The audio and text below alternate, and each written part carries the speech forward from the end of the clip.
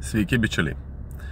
Pastarosiomis dienomis sulaukiu daug žinučių iš žmonių, jog buvo apgauti pirkdami automobilį lizingu. Tuoj paaiškinsiu, ką turiu omeny.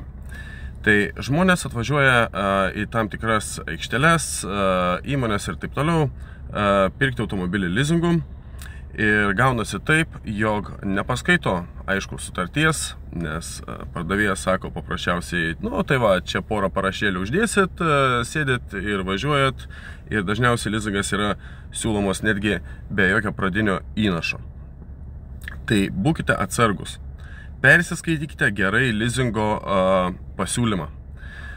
Dažnai būna nurodytos kosminės palūkanos. Žmogus perka automobilį už 7 000 eurų, kaip pavyzdys, prasilizinguoja ir galų gale reikia už jį grąžinti trigubai daugiau. Todėl, kad palūkanos 12% daugiau ir taip toliau ir panašiai.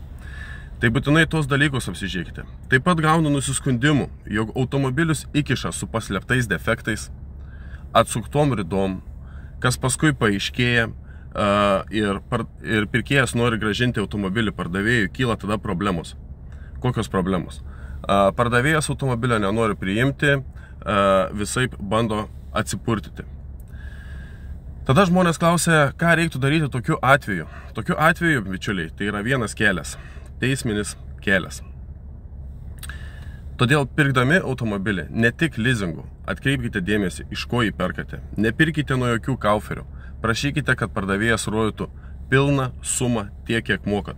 Nes paskui iškilus va tokiom bėdom, turėsite dar daugiau bėdų, kai norėsite įrodyti savo teisybę teisminiu keliu. Tokių defektų būna kitą kartą, žinokit, meistriškai paslėptų, kad, ta prasme, net ir servisą nuvarius, tikrintojui atvažiavus, gali ir nerasti. Taip, kad tie dalykai, tie tokie defektai, jie dažniausiai išlenda laikui bėgant. Vat kai jie išlenda, kai pradedi lysti juos, tai yra ardyti, tada ir nustatai, tas defektas galėjo būti žinomas pardavėjui, tai yra jau kišta ten į nagai, ar, kaip sakant, tiesiog sugedo dėl to, kad atėjo tam laikas.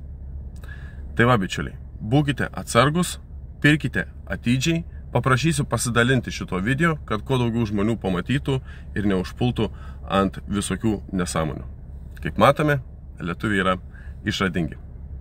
Na, o dabar buvo paskelbtas konkursas laimėti kvapukui. Tai teisingas atsakymas būtų toks. BMW automobilis kainavo 1500 eurų mano draugui, taip pat jis dar įkišo apie 700 eurų į jį, kad galėtų pilnai tvarkingai su juo važiuoti. Tai teisingas atsakymas būtų 2200 eurų. Laimėtojo screenshotą po šito video pabaigoje priseksiu ir prašau laimėtoją susisiekti su manimi, važiuojam auto Facebook puslapyje dėl prizo atsiėmimo. Gražios visiems chebrytė dienos ir dar kartelį palinkėsiu gerų pirkinių. Iki.